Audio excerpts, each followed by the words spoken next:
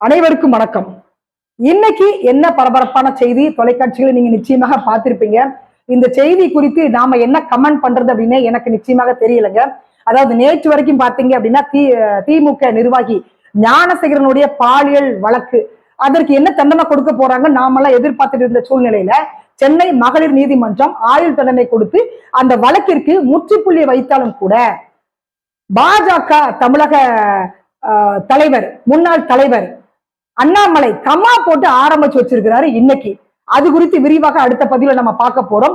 இன்னைக்கு உள்ள பரபரப்பான செய்தி ஞானசேகரன் இருந்து அப்படியே கமலஹாசன் பக்கம் வந்திருக்குது. இது இப்ப வரலங்க, கடந்த ஒரு வாரமா அந்த செய்தி போயிட்டு தான் இருக்குது. இன்னைக்கு நீதிமன்றம் வரைக்கும் அந்த செய்தி போயிருக்குது. அப்படி என்ன நடந்துச்சு அப்படின்னு பாத்தீங்கன்னா, கிட்டத்தட்ட 37 வருடங்கள் கழித்து இயக்குனர் மணிரத்னமும் நம்முடைய உலக நாயகன் கமலஹாசனும் இணைந்து தக் லைஃப் அப்படின்ற ஒரு படத்தை எடுத்திருக்கிறாங்க. படம் ஜூன் 5ஆம் தேதி ரிலீஸ், அதாவது நாளைக்கு மறுநாள் இந்த படம் ரிலீஸ் ஆக போகுது. மிகப்பெரிய ஒரு எதிர்பார்ப்புல இந்த படம் இருக்குது. கிட்டத்தட்ட 4-5 மொழிகள்ல இந்த படம் ரிலீஸ் ஆக போகுது. படத்துல யாரெல்லாம் நடிச்சிருக்காங்க அப்படின்னு பாத்தீங்கன்னா, கமலஹாசன், சிலம்பரசன், திரிஷா, அபிராமி, இந்த மாதிரி முன்னணி நட்சத்திரங்கள்லாம் நடிச்சிருக்கிறாங்க. கமலஹாசன் படம்னாலே நமக்கு ஒரு எதிர்பார்ப்பு இருக்கும். அதுலயும் இயக்குனர் மணிரத்னத்தோட அவர் சேர்ந்து நடிச்சிருக்கிறாரு அப்படின்றப்போ மிகப்பெரிய ஒரு எதிர்பார்ப்பு ரசிகர்கள் மத்தியில இருக்குது. எனக்கும் அந்த எதிர்பார்ப்பு இருக்குது. படம் எப்ப ரிலீஸ் ஆகும் அப்படின்னு நானும் காத்துட்டு இருக்கிறேன். சமீபத்தில் ஆடியோ லான்ச் எல்லாம் பண்ணுனாங்க. இந்த படத்தோட தயாரிப்பு யாருன்னு பாத்தீங்கன்னா கமலஹாசன் தான். ராஜ் கமல் பிலிம் இன்டர்நேஷனல் அவரோட தயாரிப்பு நிறுவனம் தான் இந்த படத்தை தயாரிச்சிருக்கிறாங்க. சோ ஸ்ருதிகாசன் பாடியிருக்கிறாங்க, அதுல தீ பாடியிருக்கிறாங்க. இப்பதான் ஆடியோ லான்ச் 2-3 சாங் வெளியில வந்தது. சோ பாட்டுலாம் நல்லா ஹிட் ஆயிருக்குங்க. பாட்டு நல்லா ரீச் ஆயிருக்குது. அந்த ஆடியோ லான்ச் கடந்த மே 24ஆம் தேதி நடந்ததுங்க. அப்ப பாத்தீங்கன்னா கன்னட நடிகர் சிவராஜ்குமாரும் அவரும் வந்திருந்தாரு. சோ ஸ்டேஜ்ல எல்லாருமே பேசும்பொழுது நம்முடைய ஆண்டவரும் பேசினாரு. அவர் பேசும்போது சொல்லிட்டாரு, அதாவது சிவராஜ்குமார் ஆப்போசிட்ல இருக்கிறதுனால அவர் என்ன சொல்றாரு அப்படின்னா, கன்னட மொழி தமிழ் மொழியில இருந்தா பிறந்தது. சோ நாம எல்லாரும் ஒரே குடும்பத்தை சார்ந்தவங்க அப்படின்ற மாதிரி அவர் பேசியிருக்கிறாரு. சோ இதை யாருமே தவறா எடுக்கவும் இல்ல. சிவராஜ்குமார் குறிப்பாக தவறா எடுக்கவே இல்லை. ஏன்னா உலகிற்கே தெரியும், உலகிற்கே மூத்த மொழி எந்த மொழி அப்படின்னு பாத்தீங்கன்னா அது நம்மளோட தமிழ் மொழி என்பது தெரியும். கமலஹாசன் சொல்லிதான் தெரியணும்ன்ற அவசியம் இல்ல. கமலஹாசன் கன்னடத்துல பிறந்து வந்தவர். கமலஹாசனை பற்றி எல்லாத்தையுமே நல்லா தெரியும்.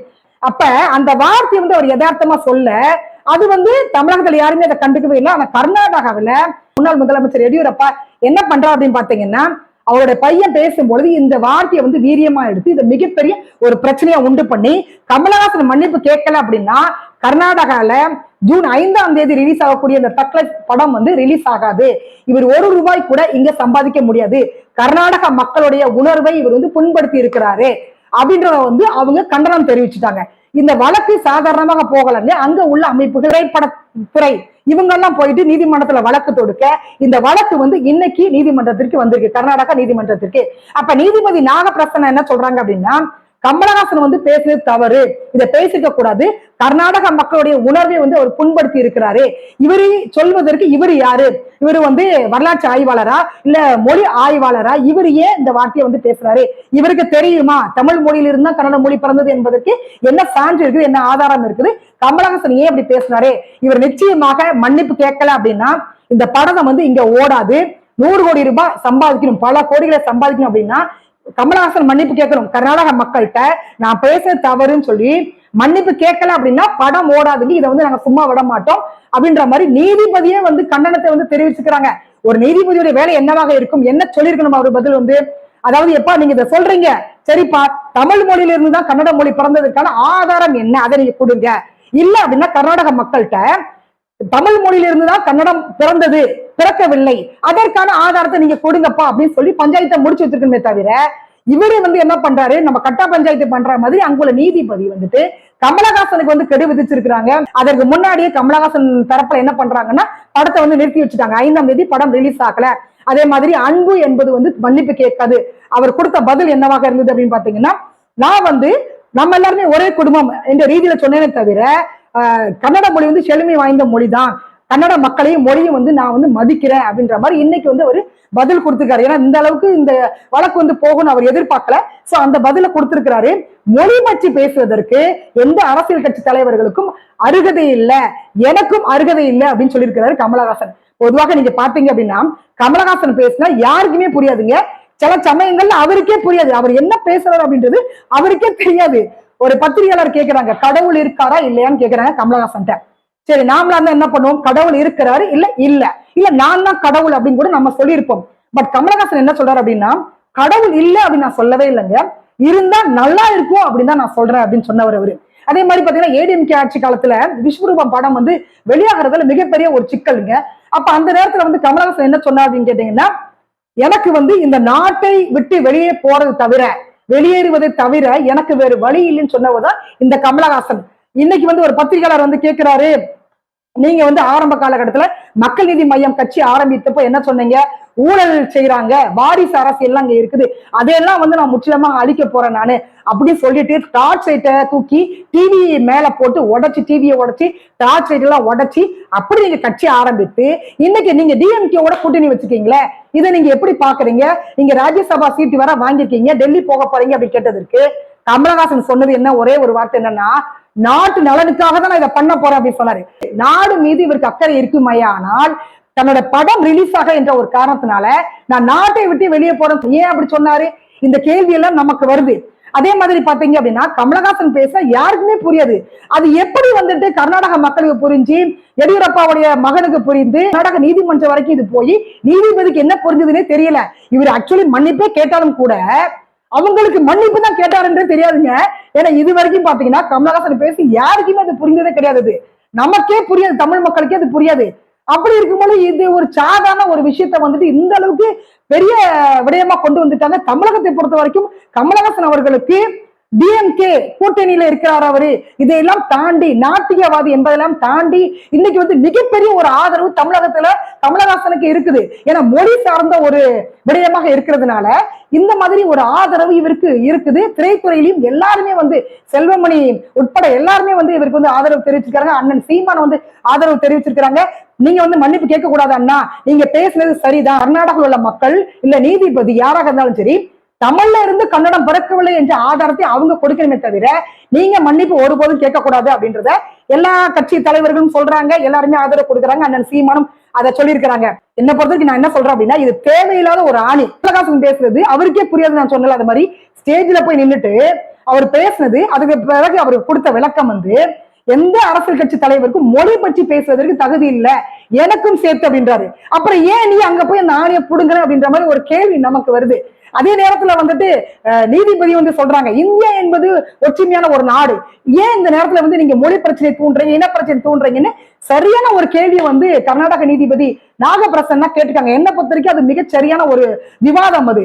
ஏன்னா இந்த நேரத்துல வந்துட்டு இவர் மொழியை கொண்டு வரணும்ன்ற அவசியம் இல்லை. பொதுவாக வந்து பாத்தீங்கன்னா சினிமாக்காரங்க கர்நாடகால போனா அவங்களுக்கு ஏற்ற மாதிரி பேசுவாங்க, ஆந்திரா போனா அவங்களுக்கு ஏற்ற மாதிரி பேசுவாங்க. ஏன்னா எல்லா மொழிகள்லயும் இவங்களுக்கு வந்து வியாபாரம் முக்கியம், படம் வந்து ரிலீஸ் ஆகும்.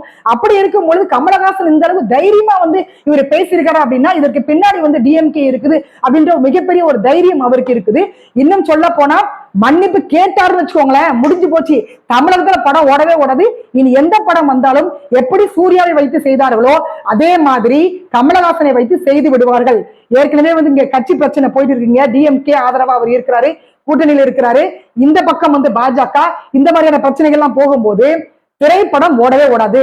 மன்னிப்பு கேட்கலன்னா கர்நாடகால எந்த திரைப்படமும் ஓடாது. நீதிபதி ஏற்கனவே சொன்ன மாதிரி பல கோடி ரூபாய் நீங்க வந்து இங்க சம்பாதிக்கலாம். ஒரே ஒரு வார்த்தை மன்னிப்புன்ற ஒரு வார்த்தையை மட்டும் நீங்க கேளுங்க, விளக்கம் கொடுக்க நிறைய விடயங்கள் இருக்குது. ஆனால் மன்னிப்பு கேட்க ஒரே ஒரு விஷயம் மட்டும்தான் இருக்குங்க, ஒரே ஒரு வார்த்தை மட்டும்தான் இருக்கு. மன்னிப்பு கேட்கல அப்படின்னா உங்க படம் ஓடாதுன்றத ரொம்ப தெளிவா வந்து சொல்லிட்டாங்க. இதை நாங்க சும்மா விட போறது இல்லைன்னு வந்து எச்சரிக்கை கொடுத்துட்டாங்க. ஆக மொத்தத்துல கமலஹாசனோட நிலைமை வந்து அதோ கதியாயிடுச்சு. மன்னிப்பு கேட்டா தமிழகத்துல படம் ஓடாது, மன்னிப்பு கேட்கலன்னா கர்நாடகால ஓடாது, படம் நல்லா வச்சுக்கோங்களேன் எங்கேயுமே ஓடாது. அந்த மாதிரி ஒரு சூழல்ல வந்து இன்னைக்கு கமலஹாசன் இருக்கிறாரு. உண்மையிலே வந்து நான் சொல்றேங்க, இது வந்து மிகப்பெரிய ஒரு மொழி பிரச்சனையை, இன பிரச்சனையை கர்நாடகாவிற்கும் தமிழகத்திற்கும் கமலஹாசன், கன்னட பிராமினான கமலஹாசன் வந்து உருவாக்கி இருக்கிறாரு அப்படின்னு நான் சொல்றேன். ஏன்னு கேட்டீங்கன்னா ஏற்கனவே அவங்களுக்கு நமக்கு வாக்கிய தகராறு. நம்ம ஏதாவது ஒண்ணு பேசணும் அப்படின்னா தண்ணி கொடுக்க மாட்டாங்க, அணைய கட்டுறன்றான், மேகதாது அணையை வந்து நடுவுல கட்டுறேன்றாங்க. அதற்கான தீர்மானம் எல்லாம் நிறைவேற்றிட்டாங்க. நீதிமன்றமும் அதற்கு வந்து ஒத்துழைப்பு கொடுத்து விட்டது. சுப்ரீம் கோர்ட்டே வந்துட்டு நீங்க வந்து அணையை கட்டக்கூடாது அப்படின்னு சொன்னாலும் கூட இன்னைக்கு கர்நாடகால கேட்கிற மாதிரி இல்லைங்க. தமிழக விவசாயிகளுக்கு கொஞ்சம் நஞ்சம் வரக்கூடிய அந்த தண்ணியை கூட இன்னைக்கு மேகதாது அணையை கட்டி கர்நாடகா வந்து இன்னைக்கு தடுத்துட்டு இருக்குது. அப்படி இருக்கும் பொழுது அங்க தமிழ் மக்கள் நிறைய பேர் இருக்கிறாங்க பெங்களூர்ல. அப்ப இங்க ஏதாவது ஒரு பிரச்சனையை வந்து நாம கர்நாடகம் சார்ந்து ஆரம்பிச்சோம்னு வச்சுக்கோங்களேன், அங்க உள்ள கடைகளை அடிப்பாங்க, உடைப்பாங்க, தமிழ் மக்களை வந்து கொலை பண்ணுவாங்க. இப்படி வந்து வெறி பிடித்த ஒரு ஒரு மக்களாக இன்னைக்கு வந்து கர்நாடக மக்கள் இருக்கிறாங்க.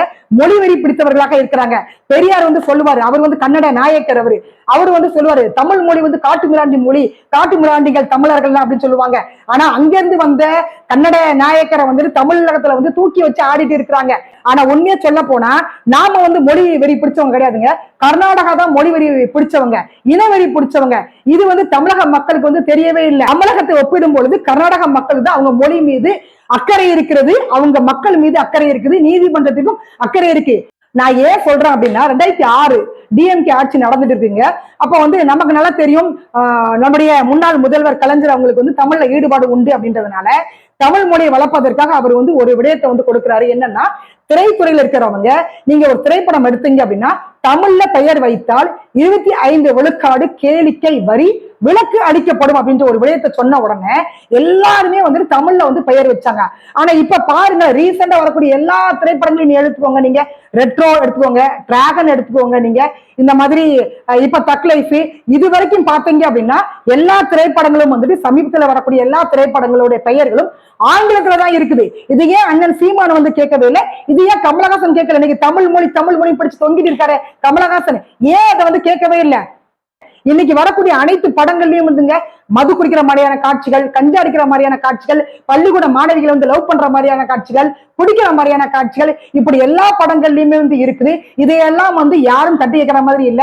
திரைப்படங்கள்ல தமிழ்ல பெயர் வைங்கன்னா அதையும் வந்து வைக்கிற மாதிரி இல்ல. டிஎம்கே ஆட்சி காலத்துல கலைஞர் வந்து கொண்டு வந்திருந்தாரு 25 விழுக்காடு கேளிக்கை வரி விலக்கு அளிக்கப்படும் சொல்லியிருந்தாங்க. அப்படி ஏடிஎம்கே ஆட்சி மாறின உடனே இன்னும் நிறைய விடயங்களை அதுல கொண்டு வந்தாங்க. ஒரு திரைப்படம் என்றால் இப்படிதான் இருக்கணும் அப்படின்ற மாதிரி நிறைய கட்டுப்பாடுகளை கொண்டு வந்தோன்னே அதெல்லாம் வந்து திரைத்துறையில வந்து ஏத்துக்க முடியல. அதுக்கெல்லாம் வந்து அவங்க போராட்டம் ஆர்ப்பாட்டம் எல்லாம் பண்ணாங்க. அதற்கு பிறகு ஜிஎஸ்டி வந்தது. இந்த மாதிரியான விடயங்கள்லாம் போயிட்டு இருக்கும்பொழுது இப்ப பாத்தீங்கன்னா முழுக்க முழுக்க முழுக்க ஆங்கிலத்துலதான் திரைப்படங்கள்லாம் இருக்குது, ஆங்கில பெயர்ல தான் திரைப்படங்கள்லாம் இருக்குது. மாணவர்களுக்கு எடுக்கக்கூடிய அனைத்து காட்சிகளும் இப்ப வரக்கூடிய எல்லா திரைப்படங்கள்லயும் இருக்குது. நடிகர் விஜய் நடித்த திரைப்படத்துல மில்லி உள்ள போனா கில்லி வெளியே வரும் அவர் பேசியிருப்பாரு. சமீபத்துல நடிகர் விஜய் வந்து 10th+2 மாணவிகளுக்கு வந்து பரிசு தொகை கொடுத்திருந்தாருங்க. அப்ப ஸ்டேஜ் வந்து சொல்றாரு, பெரியார வந்து ராமசாமி நாயக்கர் அப்படின்னு வந்து எழுதியிருக்கிறாங்க, ஜாதியை வந்து தூண்டுறாங்க மாணவர்கள் மத்தியில அப்படின்ற மாதிரி அவர் ஸ்டேஜ்ல பேசியிருந்தாரு. நான் முன்னாடி நிறைய டைம் நான் சொல்லிட்டேங்க நானு, அதாவது திரைப்படங்கள்ல நடிகர் விஜயோட திரைப்படங்கள்ல இஸ்லாமியர்களை வந்து தீவிரவாதியா காட்டுறது, குடிக்கிற சீனை கொண்டு வர்றது, குடிக்கிற மாதிரி பாடல் வரிகளை எடுக்கிறது, டாஸ்மாக்கு வந்து விளம்பரம் கொடுக்கிறது, கற்பழிப்பு சீனு, தம் அடிக்கிற சீன், இந்த மாதிரி எல்லா கட்ட பழக்கங்களையும் எல்லா கட்ட பழக்க வழக்கங்களையும் மாணவர்கள் மத்தியில நல்லா விதைக்கிற மாதிரி திரைப்படங்களை எடுத்துட்டு இன்னைக்கு அரசியல் கட்சி தலைவர் என்ற ரீதியில ஸ்டேஜ்ல வந்துட்டு ராமசாமி நாயக்கர் அப்படின்னு கேள்வி கேட்டுக்கிறாங்க. அப்படின்னா அவர் கையெழுத்தே வந்து ராமசாமி நாயக்கர் தான் போடுவாராம். இப்ப வந்து பொதுக்குழு போச்சு பாருங்க மதுரையில டிஎம்கே, அப்ப காளிமுத்து கவுண்டர் அப்படின்ற ஜாதியோட சேர்த்து வந்து இரங்கல் தீர்மானத்துல வாசிக்கிறாங்க. இதெல்லாம் வந்து விஜய்க்கு தெரியாதுன்னு நினைக்கிறேன். அதை வந்து அண்ணன் சீமான் தெளிவா சொல்லியிருந்தாங்க. ராமசாமி நாயக்கர்னு அவரே கையெழுத்து போடுவார், தம்பி தெரியாம பேசுது அப்படின்னு சொல்லியிருந்தாங்க. அதனால திரைத்துறையில் இருக்கிறவங்க முதல்ல வந்துட்டு உங்க துறையில் இருக்கக்கூடிய அந்த பாலியல் பலாத்காரங்கள் அட்ஜஸ்ட்மெண்ட் விஷயங்கள்லாம் முதல்ல பேசுங்க. அதற்கு பிறகு வந்து தமிழ் மொழிக்காக நீங்க குரல் கொடுக்கலாம். தமிழ் மொழிக்கு குரல் கொடுக்கிற நீங்க முதல்ல தமிழ்ல பெயர் வைத்து திரைப்படங்களை வந்து நீங்க எடுங்க. அதற்கு பிறகு வந்து நாம வந்து கர்நாடகா பத்தி பேசலாம், கேரளா பத்தி, ஆந்திரா பத்தி நம்ம பேசலாம். ஏன்னா ஒவ்வொரு மாநிலத்துல உள்ள மக்களுக்கும் அவங்கவுங்க மொழி வந்து அவங்களுக்கு சிறந்தது. அதை விட்டு கொடுக்க மாட்டாங்க, யாருமே அதை விட்டு கொடுக்க மாட்டாங்க. லைஃப் அப்படின்ற பெயரே வந்து தமிழ்ல போய் நீங்க விளக்கத்தை பார்த்தீங்க அப்படின்னா வழிபறி கொள்ளைக்காரன், மூர்க்கக்காரன் அப்படின்ற ஒரு அர்த்தத்தை வந்து அது கொடுத்திருக்குது. இதை வந்து புது தமிழகம் கட்சி நிறுவனர் டாக்டர் கிருஷ்ணசாமி வந்து இதற்கு வந்து தடை விதிக்கணும் அப்படின்னு கேட்டு இருக்கிறாங்க. இதுக்கு கண்டனம் வந்து வெளியிட்டு இருக்கிறாங்க. சோ இந்த பெயரை வந்து நீங்க மாத்தணும், இது வந்து சரியான ஒரு பெயர் கிடையாதுன்றது அவங்க தெளிவா கொடுத்திருக்கிறாங்க. இதெல்லாம் வந்து கமலஹாசன் வந்து பேசல, இதெல்லாம் வந்து அண்ணன் சீமான் வந்து கேட்கல. ஏன் கேட்கல அப்படின்றது எனக்கு தெரியல.